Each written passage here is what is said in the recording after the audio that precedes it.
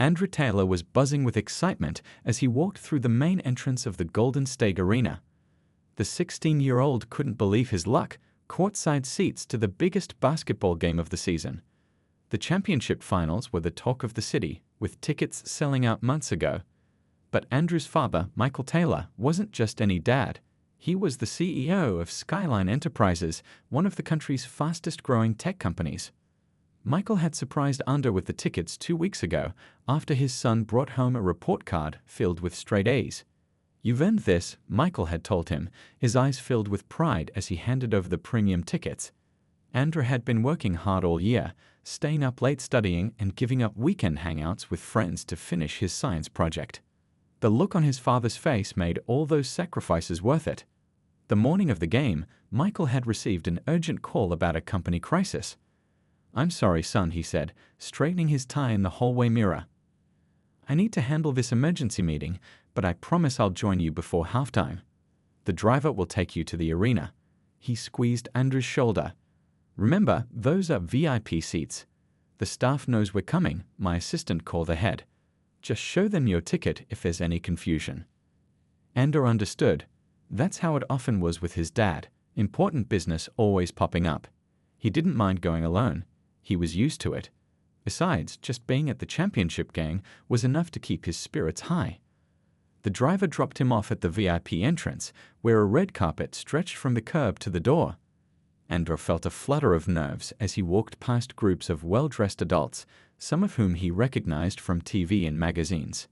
He clutched his ticket tightly, following the signs to the courtside section. The arena was still filling up, but already the energy was electric.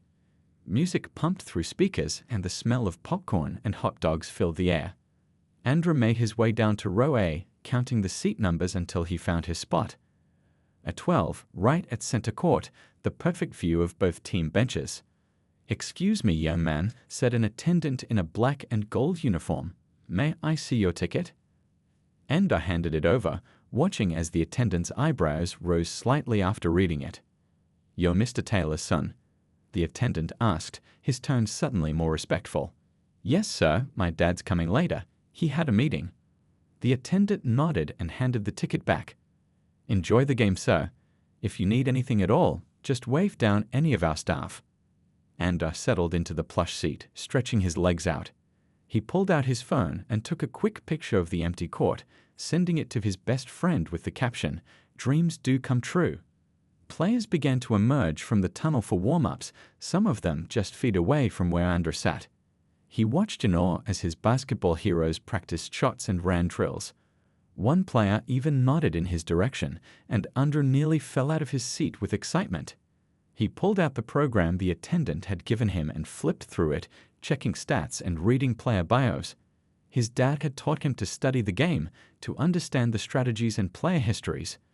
"Basketball isn't just about physical talent," Michael often said. "It's about mental toughness and smart decision-making, just like in business." Andrew checked his watch. Still an hour before the game would start, and probably 2 hours before his dad would arrive. He settled deeper into his seat, soaking in every moment of this perfect afternoon. Little did he know that his dream day was about to take an unexpected turn. Andrew was completely lost in the magic of the moment. The arena had filled up quickly, the excited chatter of fans creating a constant buzz around him. He'd already spotted 3 famous actors and a well-known music producer sitting in the VIP section nearby. One of them had even nodded at him in friendly acknowledgement. The players were finishing their warm-ups, some already heading back to the locker rooms for final preparations. Andrew had been taking photos and short videos to show his dad later. He'd even managed to catch a fist bump from one of the star players who jogged past the courtside seats, slapping hands with lucky fans. This is the best day ever, Andrew thought to himself, scrolling through the pictures he'd taken. Just then, a shadow fell across his phone screen. Andrew looked up to see a tall, thin usher standing over him. Next to the usher stood a well-dressed white couple probably in their 50s. The man wore an expensive-looking suit with gold cufflinks that caught the arena lights. The woman had perfectly styled blonde hair and was draped in designer clothes that Andrew recognized from his mother's fashion magazines. "Excuse me, young man," the usher said, his voice barely audible over the arena noise.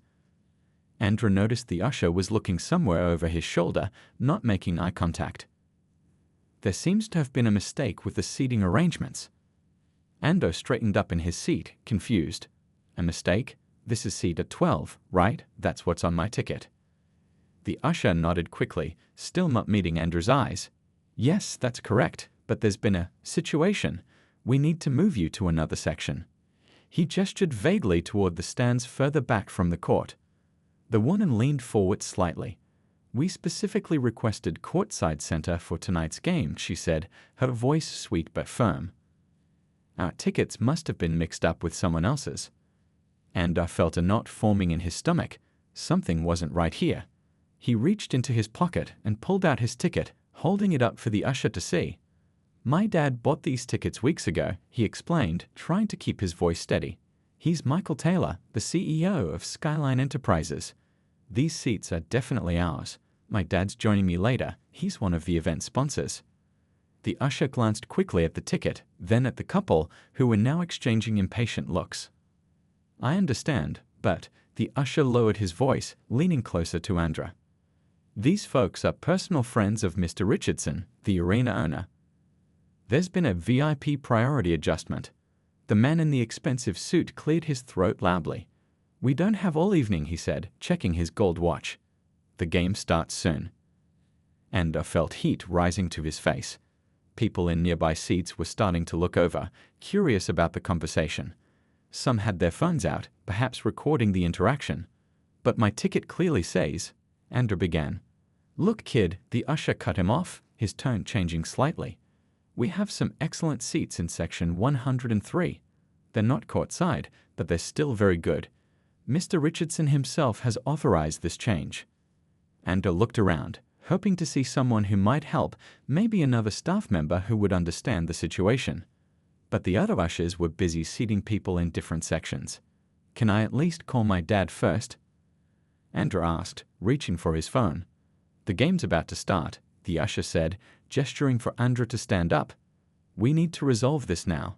You can call your father from your new seat.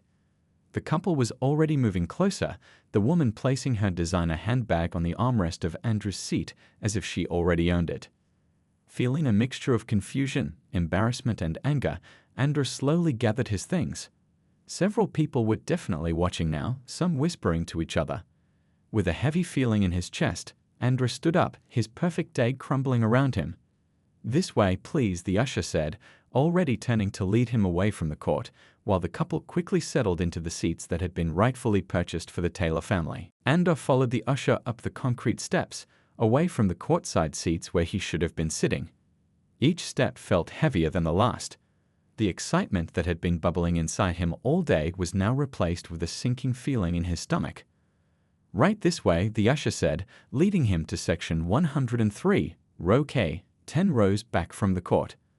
The seats weren't terrible, but they weren't what his father had paid for, and they definitely weren't the VIP experience they were supposed to be enjoying together.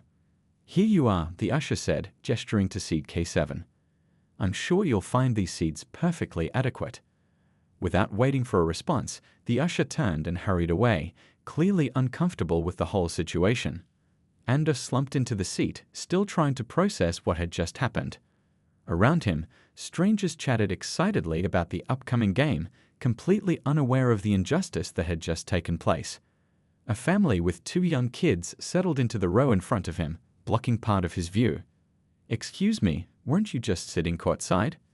Andrew turned to see a middle-aged man in a team jersey looking at him curiously. Yeah, Andrew replied quietly. They made me move. Made you move? Why? Those tickets cost a fortune. Andrew shrugged, not wanting to get into the whole story with a stranger, but the man wasn't letting it go. I saw what happened, the man continued, leaning closer. Those people just swooped in and took your seat. That's not right. A few other people nearby were now listening to their conversation. A woman 2 seats over shook her head. I saw it too, she said. They just gave your seat to that white couple like it was nothing. Did they even check your ticket? Ando nodded. Yeah, they saw it. My dad bought those seats weeks ago. He's the CEO of Skyline Enterprises. They're one of the sponsors. The people around him exchanged looks. A younger guy a few seats away was typing something on his phone. "I got some of it on video," he said, not looking up from his screen. "Been seeing this kind of stuff too much lately. Not cool." Andor felt his face burn with embarrassment. He didn't want to be at the center of some viral video or social media storm. He just wanted to enjoy the game with his dad. He pulled out his phone, thinking he should probably text his father about what happened. He stared at the screen for a moment, wondering what to say. He didn't want to bother his dad during his important meeting, but this wasn't right. Finally, he typed, "Hey Dad, there was a problem with our seats.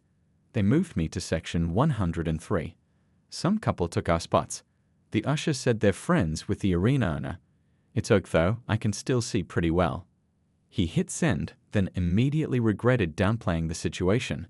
Why had he written "it's okay"? It wasn't okay. But Andor had always been taught not to make a scene, to handle difficult situations with dignity. The arena lights dimmed and spotlights swirled around as the announcer's voice boomed through the speakers, introducing the teams. Any other time, Andor would have been on his feet cheering. Now he just sat there, scrolling through the photos he'd taken earlier, trying to recapture some of that initial excitement.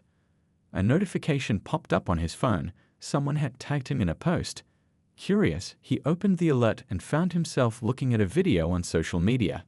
It showed him being asked to move from his seat and the white couple settling in.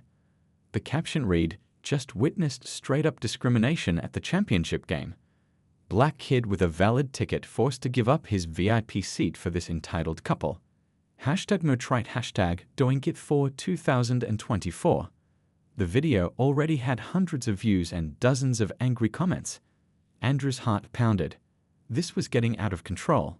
He glanced down at the court where the couple was now comfortably seated in his spot, sipping drinks that should have been his. His phone buzzed. A text from his dad. "Word 8.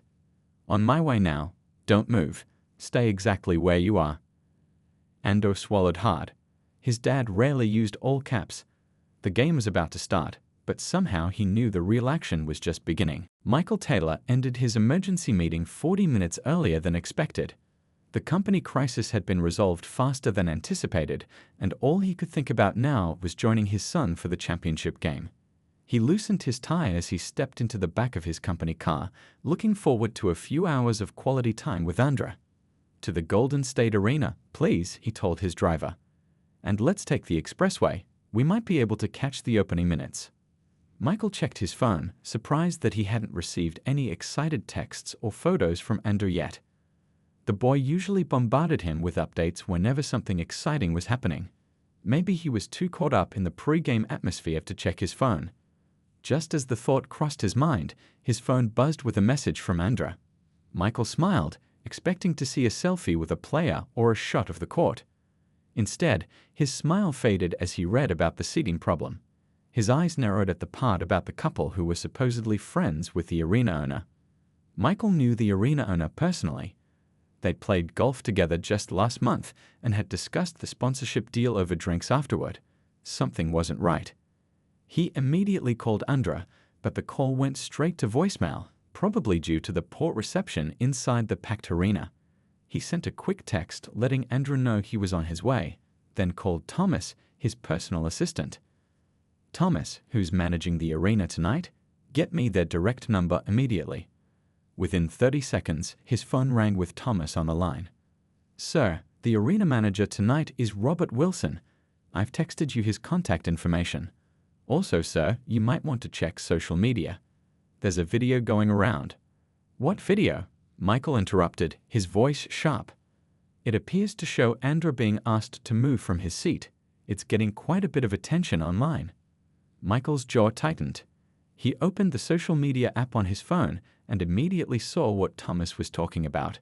The video was now trending locally, with thousands of views and hundreds of angry comments. In it, he could clearly see his son, looking confused and embarrassed, being made to give up his seat for a white couple. "Get me Wilson on the phone. Now." 5 minutes later, Michael's car pulled up to the VIP entrance of the arena. He didn't wait for the driver to open his door, striding purposefully toward the entrance where a security guard immediately recognized him. "Mr. Taylor, we weren't expecting you until later. Where's Robert Wilson?" Michael asked, his voice calm but cold. The arena manager? He should be in his office on the executive level. Michael nodded and walked past, knowing exactly where to go. As one of the arena's biggest sponsors, he'd been given the full tour months ago.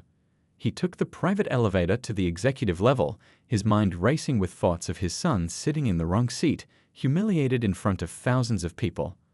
When the elevator doors opened, he was surprised to find Robert Wilson already waiting for him, looking nervous. "Mr. Taylor, I just heard about what happened. Please, let me explain." "Not here," Michael said, glancing at the staff members watching them with curious eyes. "Your office." Once inside Wilson's office, Michael declined the offered seat. "My son's ticket was for seat at 12 courtside center," he said, his voice level but intense. "He was removed from that seat to accommodate another couple." "I want to know why." Wilson swallowed visibly. "I've just been informed about the situation. It appears there was a misunderstanding with some of our staff members." "A misunderstanding?" Michael raised an eyebrow. "Show me the security footage." "Mr. Taylor, I don't think that's necessary. My company pays $3 million annually for sponsorship rights to this arena," Michael said, still perfectly calm. "That buys me the right to see exactly what happened to my son before I was misled about a friends of the owner connection. The footage, please." Wilson hesitated, then nodded to his computer. "I'll pull it up right away." As Wilson began typing, Michael's phone buzzed with another message from Andra. "Dad, people are starting to recognize me from the video. Everyone's staring. What should I do?" Michael typed back, "Stay where you are. I'm already here and handling it. This will be resolved in the next 10 minutes." He looked up as Wilson turned his monitor to show the security camera feed. "Here's what happened, Mr. Taylor." The security footage played on Wilson's monitor, showing Andra seated courtside. The timestamp at the bottom of the screen read 7:13 p.m., just 20 minutes before the game was set to begin. Michael and Wilson watched as the usher approached Andra with the well-dressed couple. There was no audio, but the body language told the whole story. The couple stood impatiently while the usher spoke to Andra. Andra pulled out his ticket, pointing to it, clearly trying to explain something. The usher shook his head. The woman leaned forward, saying something that made the usher nod quickly. Andra looked around, seemingly for help, then reluctantly gathered his things and stood up. The couple immediately took his seat, not even bothering to look at him as he walked away. Michael's expression hardened. "Who authorized this?" Wilson shifted uncomfortably. "I'm trying to figure that out right now." He picked up his phone and dialed an extension. "Send Thomas Jenkins to my office immediately. And find Linda Parker as well." While they waited, Wilson tried to smooth things over. "Mr. Taylor, I want to assure you that this is not how we treat our VIP guests, especially the family of one of our most valued sponsors." Michael didn't respond. He was scrolling through his phone, reading the comments under the viral video of his son being displaced. The hashtag Skyline Son Disrespected was trending locally. Some commenters had already identified Andra as his son, and others were calling for a boycott of the arena. A knock at the door interrupted the uncomfortable silence. A thin man in an usher's uniform entered, looking nervous. "You wanted to see me, Mr. Wilson." "Thomas, this is Michael Taylor, CEO of Skyline Enterprises and one of our major sponsors. His son was moved from his courtside seat earlier this evening. Were you involved in that?" Thomas's eyes widened as he recognized Michael. "Why, yes, sir. I was the one who relocated the young man." "Why?" Michael asked, his voice dangerously calm. "I received instructions from Ms. Parker in guest relations. She said there was a VIP priority adjustment needed because friends of Mr. Richardson had been given the wrong seats." Another knock at the door. A middle-aged woman in a blazer with the arena logo stepped in. "You asked for me, Mr. Wilson?" Her eyes darted between the men, sensing the tension. "Linda, did you instruct Thomas to move a young man from his courtside seat this evening?" She nodded slowly. "Yes, the Brendans said they were personal friends of Mr. Richardson and that their premium seating reservation had been mishandled. They showed me texts from Mr. Richardson's phone confirming they should have courtside center seats." Michael cut in. "May I see those texts?" Linda looked uncomfortable. "They just showed them to me briefly. I didn't actually get a close look." Did you verify this with Mr. Richardson? Michael pressed. I tried calling his office but couldn't reach him directly. The Brendans were quite insistent that it would be embarrassing for everyone if they weren't seated properly, and they said Mr. Richardson would be very disappointed if they weren't accommodated. Michael took a deep breath.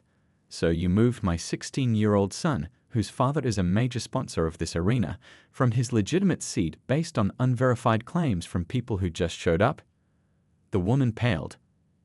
I didn't know he was your son, sir. Would it have mattered if he was someone else's son? Michael asked quietly. No one answered. Call Mr. Richardson, Michael said to Wilson, right now. Wilson hesitated. He's at a charity event across town tonight. Then call his cell phone and put it on speaker. Wilson dialed the number. After 3 rings, a man answered. Bob, what's so urgent? I'm in the middle of a fundraiser. David, it's Robert Wilson. I have Michael Taylor from Skyline Enterprises here in my office. There's been an incident involving his son and a couple claiming to be your personal friends, the Brendans. There was a pause on the other end of the line. The who? I don't know any Brendans. The room fell silent. Linda Parker looked like she might faint. Get my son, Michael said to Wilson, his voice deadly quiet. Bring him here. Now. As Wilson rushed to make another call, Michael turned to Linda and Thomas, and the couple who took his seat. I want them in this office too. 5 minutes felt like an hour as Michael waited in Wilson's office. When the door finally opened, Andrew walked in, looking embarrassed but relieved to see his father. Michael immediately put his arm around his son's shoulders. Are you okay? He asked quietly. Andrew nodded. Yeah, I'm fine, Dad. It's not a big deal. It is a big deal, Michael replied, giving his son's shoulder a gentle squeeze. No one should be treated that way, especially not over something they paid for fair and square. The door opened again, and a security guard escorted in the couple who had taken Andrew's seat. They looked much less confident now, glancing around the room nervously. The man straightened his expensive jacket while the woman clutched her designer purse tightly. Mr. and Mrs. Brendan? Wilson asked. Yes, the man replied stiffly. What's the meaning of this? We were escorted away from our seats in the middle of the first quarter. Michael stepped forward. Those weren't your seats. They were purchased by me for my son. He gestured to Andrew. I'm Michael Taylor, CEO of Skyline Enterprises. The couple exchanged anxious glances. There must be some confusion, the woman said, her voice suddenly sugary sweet. We were told those seats were reserved for us as friends of David Richardson. That's interesting, Michael said calmly. Because I just spoke with David and he has no idea who you are. The color drained from both their faces. There must be a misunderstanding, the man stammered. Our friend knows Mr. Richardson. He arranged everything for us. So you lied about being personal friends with the owner, Michael clarified. The couple said nothing, looking increasingly uncomfortable. Michael turned to Wilson. As CEO of Skyline Enterprises, I need to inform you that this incident violates the morality clause in our sponsorship agreement. Section 12.3 states that if the arena engages in or permits discriminatory practices against any Skyline representatives, the contract can be terminated immediately. Wilson's eyes widened. Mr. Taylor, please. This was a misunderstanding, not discrimination. Was it? Michael asked, his voice level. Let me ask you something. If my son had been white, would your staff have been so quick to believe these people's story and move him without verification? The room fell silent. I've made my decision, Michael continued. Skyline Enterprises is terminating its sponsorship agreement with this arena, effective immediately. Our legal team will be in touch tomorrow regarding the $3 million you've already received for this season. Wilson looked like he might collapse. Mr. Taylor, please reconsider. This is a 3-year agreement worth $9 million. We can make this right. How? Michael asked. My son was publicly humiliated. It's already all over social media. What if? Wilson hesitated. What if we take immediate action? What if I dismiss the staff members involved right now and issue a public apology? Michael looked at Linda Parker and Thomas Jenkins, who both stared at the floor. Then he looked at the Brendans, who seemed desperate to leave. That's a start, Michael said. But it's not enough. He pulled out his phone and dialed a number. David? It's Michael Taylor. I'm in your arena manager's office dealing with a situation involving my son. I think you should come down here right away. Yes, it's that serious. After hanging up, Michael turned to the Brendans. As for you two, I want your full names and contact information. My company's legal team will be in touch regarding possible defamation charges for impersonating friends of Mr. Richardson. The man swallowed hard. We never actually said we were friends with him. We just implied it. Lying to steal someone else's seat is still fraud, Michael replied. And targeting a young black man for displacement has additional legal implications I'm sure you'd rather avoid. The couple looked terrified now. Dad, it's okay, Andrew said quietly. I don't want to make a huge deal out of this. Michael turned to his son. It already is a huge deal, Andrew, and not just for us. This kind of thing happens to people every day who don't have the resources or position to fight back. Sometimes taking a stand isn't just about us. Andrew nodded slowly, understanding in his eyes. Michael's phone buzzed. David Richardson is on his way, he announced to the room. I suggest everyone prepare to explain exactly what happened here tonight. The arena buzzed with excitement as the second quarter began, fans cheering at an impressive three-pointer. But in the executive offices, a very different scene was unfolding. David Richardson burst through the door, slightly out of breath. The arena owner was in his 60s, with silver hair and a tailored suit that had been slightly rumpled in his rush to get there. He'd left a charity gala across town the moment he got Michael's call. Michael, he said, extending his hand. What in God's name is going on? Michael quickly introduced his son and explained the situation. As Richardson listened, his face grew increasingly grim. This is completely unacceptable, Richardson said when Michael finished. He turned to Andrew. Young man, I want to personally apologize for how you were treated in my arena tonight. This is not what we stand for. Andrew nodded, clearly uncomfortable with all the attention. Richardson turned to Wilson, his arena manager. Robert, effective immediately, you're suspended pending a full investigation. His gaze shifted to Linda and Thomas. As for you two, you're terminated. Clear out your lockers tonight. Mr. Richardson, Linda protested. We were just following what we thought were your instructions. You made zero effort to verify those claims, Richardson cut her off. That's not following instructions. That's negligence at best and discrimination at worst. He turned to the Brendans, who looked like they wanted to disappear. And you too. I've never met you in my life, yet you used my name to bully a teenager out of his seat. Security will escort you from the building, and you're banned from this arena indefinitely. Consider yourselves lucky if the Taylors don't press charges. Richardson then addressed Michael again. I completely understand if you want to terminate the sponsorship agreement, but I'm asking you to reconsider. Not for my sake, but because Skyline's partnership has helped fund our community outreach programs for underprivileged youth. Michael looked thoughtful. I'll think about it, David. But substantial changes need to happen. Richardson nodded vigorously. Absolutely. Starting with mandatory anti-discrimination training for every single employee, from me down to the part-time concession workers. As security led the disgraced couple away, Andrew's phone kept buzzing with notifications. The video of the incident had now gone national, with major news networks picking up the story. Dad, Andrew said, showing his phone to Michael. Look at this. The hashtag #RespectEveryFan was trending, with thousands sharing similar stories of being displaced, questioned, or made to feel unwelcome in public spaces because of their race. Michael put his arm around his son's shoulders. Let's go watch some basketball. We can deal with the rest of this tomorrow. Richardson personally escorted them back to their rightful courtside seats, which had been vacated when the Brendans were removed. As they walked through the arena, people began to recognize Andrew from the viral video. Some clapped, others nodded in respect, and a few even stood up. By the time they reached their seats, the entire section had noticed them. As Andrew sat down, the fans around them broke into applause. Embarrassed but touched, Andrew smiled and gave a small wave of acknowledgement. You okay? Michael asked as they settled in. Yeah, Andrew said, watching the players on the court. I'm good now. 1 week later, Michael and Andrew sat together in a conference room at Skyline Enterprises headquarters.